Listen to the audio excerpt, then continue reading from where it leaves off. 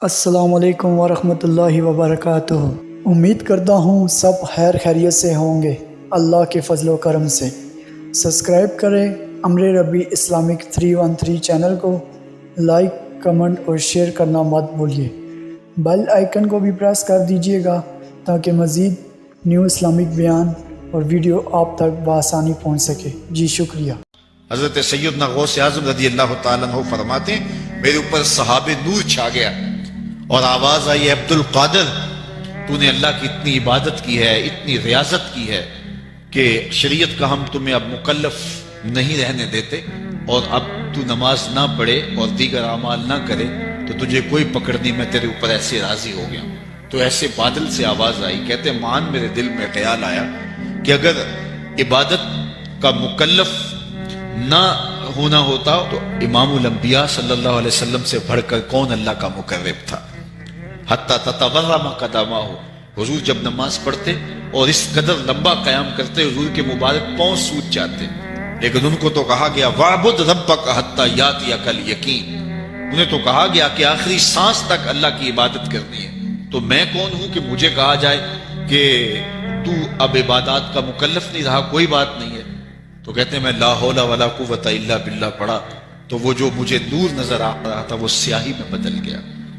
تو وہ ابلیس تھا جو اس رنگ میں مجھے بھٹکانا چاہتا تھا، کہا عبد القادر اس مرتبے پہ پہنچے ہوئے کتنے لوگوں کو میں نے گمراہ کر دیا، تیرے علم نے تجھے بچا لیا۔ تو میں نے کہا ظالم، میرے علم نے مجھے نہیں بچایا، میرے اللہ کے فضل نے بچایا۔ حضرت شیخ سعدی شیرازی فرماتے ہیں کہ ایک بندہ مطاف میں کنکروں کے اوپر پیشانی رکھ کے زاروں کے تار ہو رہا ہے اور کیا کہتے ہیں، اللہ مجھے معاف کر دے، یہ تو قیامت کے دن اندھا اٹھانا، میں تیرا کیا تیرے بندوں کا سامنا بھی نہیں کر سکتا۔ اتنے درد سے روتا ہے کہ لوگ اپنی دعائیں چھوڑ کے اس کے لیے دعا کرتے۔ ایک بندہ تو چھوڑ چھاڑ کے قریب کھڑا ہو گیا اور کہتا ہے مالک اسے معاف کر دے، مالک اسے معاف کر دے۔ کافی دیر کے بعد وہ شخص جو روتا تھا اٹھ کے جانے لگا۔ اس کو تجسس تھا کہ میں دیکھوں تو صحیح یہ کون ہے اور اس کو تسلی بھی دوں کہ اللہ بڑا کریم ہے، تجھے معاف کر دے گا۔ جب اس نے جھک کے جھانک کر دیکھنا چاہا تو چیخیں نکل گئی۔ یہ زاروں کے تار ہونے والا وقت کا غوث شیخ عبد القادر جیلانی۔ حضرت ملا علی قاری لکھتے ہیں کہ حضور غوث اعظم جب مجلس واعظ کرنے بیٹھتے تو 70 ہزار کا اجتماع آپ کے مجمع میں ہوتا، اور عمومی طور پہ اللہ کی رحمتوں کے حوالے سے بات کرتے، اور جس دن آپ اللہ کے قہر، غضب اور جلال کی بات کرتے کئی جنازے اٹھتے۔ یہ آپ کی گفتگو کے اندر عصر کا رنگ اور شیرینی تھی۔ حضرت غوث اعظم شیخ عبد القادر جیلانی علیہ رحمہ و رضوان، آپ سفر پہ جاتے ہیں تو ڈاکو پڑتے ہیں، سب کی تلاشی ہوتی ہے۔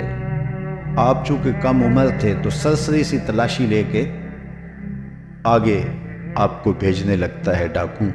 تو ساتھ ہی پوچھتا تمہارے پاس کچھ نہیں؟ کہا نہیں میرے پاس 40 درہم ہے۔ تو وہ رک گیا، کہاں ہیں؟ کہاں یہ آستین میں سی ہو۔ تلاشی لی تو واقعی 40 درہم تھے۔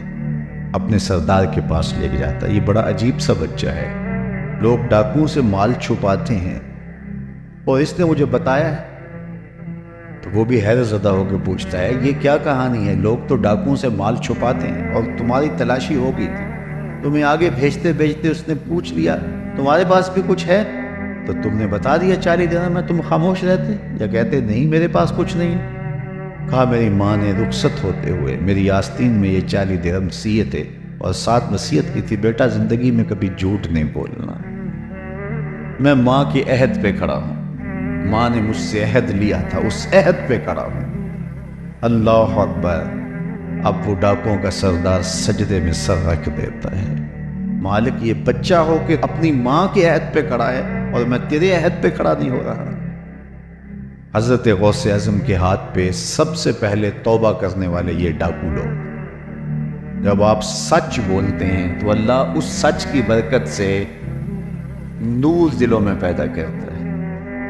اور آپ جانتے ہیں کہ آپ کے والد گرامی اللہ اکبر حضرت عبداللہ صومعی، وہ ایک بہت بڑا نام ہے، نہر کنارے وضو کر رہے تھے اور وضو کرتے کرتے پانی میں بہتا ہوا ایک سیب آیا، اس کو اٹھا کر کے بھوک کی شدت تھی، کھا لیا، کھا چکے تو یاد آیا یہ تو میرا تھا ہی نہیں، یہ تو مال لقطہ تھا، تو میں نے اس کو کھا لیا۔ کیوں کھایا؟ مجھے کس نے حق دیا تھا کہ وہ مال لقطہ لے لوں اور اس کو اپنے پیٹ کا لقمہ بناؤں؟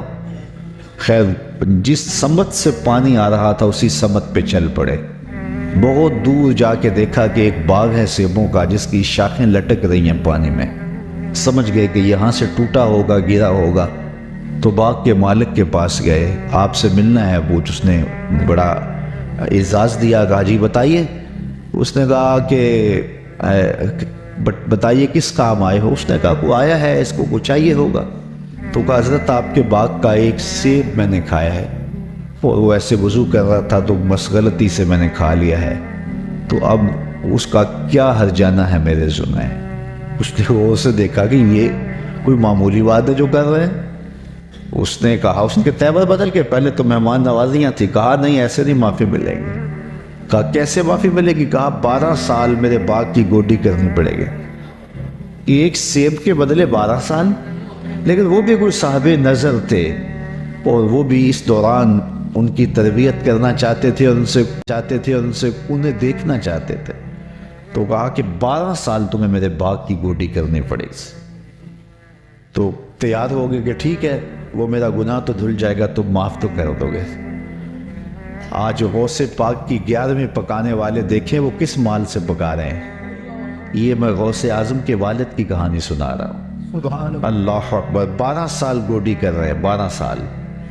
12 سال کے بعد ایک دن باغ کے مالک نے کہا کوئی سیب توڑ کے لاؤ، تو وہ سیب توڑ کے لے گئے، تو وہ ابھی کچا ہی تھا، وہ اس طرح کا پختہ نہیں تھا جس طرح کہ توڑ کے پیش کیا جاتا ہے۔ تو کہا 12 سال ہو گئے میرے باغ میں کام کرتے ہوئے، تمہیں ابھی تک یہی نہیں پتا چلا کہ اچھا سیب کون سا ہوتا ہے؟ کہا ایک سیب کی سزا کاٹ رہا ہوں، مجھ سے قسم لے لو 12 سالوں میں نظر اٹھا کے سیب کی طرف دیکھا بھی ہو۔ میرا کام جڑوں میں گوڈی کرنا ہے، وہی کرتا، میں اوپر کبھی 12 سال میں نہیں دیکھا۔ اللہ اکبر۔ تو فوراً سینے سے لگا لیا، کہا تمہارا گناہ معاف ہو جائے گا، اب ایک شرط رہ گئی ہے۔ تو کہا حضرت بتائیے۔ کہا میری ایک بیٹی ہے جو آنکھوں سے دیکھتی نہیں، کانوں سے سنتی نہیں، زبان سے بولتی نہیں، اور پاؤں سے چل نہیں سکتی، تو اس سے تمہیں نکاح کرنا پڑے گا۔ اب شادی انسان کی زندگی کا اہم مرحلہ ہوتا ہے، سوچ سوچ کے انسان قدم اٹھاتا ہے، زندگی پوری گزارنی ہے۔ کہا پھر اس کے بعد معافی مل جائے گا؟ اس کے بعد معافی ہے۔ نکاح ہو گیا۔ کہا جائیے اپنی جو ہے وہ دلہن کے کمرے میں۔ جہاں گئے تو وہاں صحیح الاعضاء ایک خاتون، ایک لڑکی منتظر تھی، تو واپس دوڑ آئے، اور دوڑتے ہوئے جو ہے وہ ماتھے پہ دروازے کی چگاٹ جو تھی وہ دروازے پہ لگی۔ تو آگے حضرت شیخ تھے ان کے، اس بچی کے والد، تو کہا کہ دوڑ آئے ہو؟ کہا حضرت پہلے ایک غلطی کی سزا اتنی لمبی بھگت رہا ہوں۔ تو وہ جس سے نکاح آپ نے پڑھوایا تھا وہ تو نہیں ہے، یہ تو کوئی اور خاتون ہے، صحیح الاعضاء ہے۔ کہا وہی تمہاری بیوی ہے۔ کانوں سے بہری اس لیے ہے کہ آج تک اس نے غیر محرم سے ہم کلامی نہیں کی، اور زبان سے گونگی اس لیے ہے کہ غیر محرم سے کبھی بات نہیں کی۔ نابینا اس طرح ہے کہ اس نے آج تک غیر محرم کو دیکھا نہیں۔ اللہ اکبر۔ پاؤں سے اپاہج اس طرح ہے کہ آج تک یہ جو ہے وہ غیر محرم کی طرف چل کے نہیں گئی۔ یہ حضرت غوث اعظم کی والدہ بنی، اور یہ بزرگ جنہوں نے سیب کھایا تھا یہ حضرت غوث اعظم کے والد بنے۔ پھر اللہ نے ان دونوں کو جو شہزادہ دیا اس کا نام شیخ عبد القادر جیلانی۔ وہ کیا کسی نے کہا تھا نا کہ اچھی مائیں اچھی اولاد کی ضمانت ہوتی ہیں، اور مائیں جب اس طرح کی پاکیزہ صفت اور باپ تقوی کے اس معیار پر ہوں تو پھر بیٹے شیخ عبد القادر جیلانی ہی ہوتے ہیں۔ آپ جانتے ہیں کہ مائی راستی حضرت بابا فرید گنج شکر کی ماں، وہ بچے ہیں تو مصلے کے نیچے شکر کی پڑیا رکھ دیتے ہیں، اور وہ نماز پڑھتے ہیں، مصلہ اٹھاتے ہیں تو نیچے شکر کی پڑیا ہوتی ہے، تو انہیں شوق تھا شکر کا تو وہ کھا لیتے ہیں۔ اللہ اکبر، تاکہ بچہ عادت اس کی پک جائے، پختہ ہو جائے نماز کی۔ امام غزالی نے احیاء العلوم میں لکھا ہے ہر عمل پہلے ریاکاری ہوتا ہے، پھر عادت بنتا ہے، پھر عبادت بنتا ہے۔ تو اپنی اولاد کی تربیت کرنی چاہیے کہ انہیں پہلے لالچ دے کے انہیں نیکیوں کی طرف راغب کرنا چاہیے۔ تو وہ روز شکر رکھتی تھی۔ ایک دن ماں کہیں گئی تھی اور آتے ہوئے لیٹ ہو گئیں اور نماز کا وقت آ گیا۔ ماں کا دل ڈول رہا ہے کہ آج بیٹے نے مصلی اٹھایا تو آج چونکہ میں نے شکر کی پوڑی رکھی نہیں تو بیٹے کا بھرم ٹوٹ جائے گا۔ دل ہی دل میں دعا کرنے لگی، مالک تو قادر بھی ہے، قدیر بھی ہے، آج میری محبت کی، آج میری اس ادا کی اور میری اس حکمت عملی کی جس کے ذریعے بچے کو نمازی بناتی ہوں، لاج رکھ لے۔ خیر واپس پلٹی، بیٹا نماز پڑھ چکا تھا تو ماں نے جلدی سے کہا کہ بیٹا فرید نماز پڑھ لی؟ کہا امی نماز پڑھی، لیکن ماں کا دل ڈولنے لگا کہ لیکن کے بعد کیا کہنے والا ہے۔ کہا لیکن آج جو پوری شکر کی ملی نا اس کا چاسی کوئی اور تھا، اس کا مزہ ہی کوئی اور تھا۔ تو ماں نے بیٹے کو گلے سے لگایا، کہا بیٹا پہلے پڑیا میں رکھتی تھی، اب تیرے رب نے رکھی ہے۔ اللہ اکبر! کیا آج کی ماں بیٹے کو نمازی بنانے کے لیے اس کے مصلی کے نیچے چاکلیٹ نہیں رکھ سکتی؟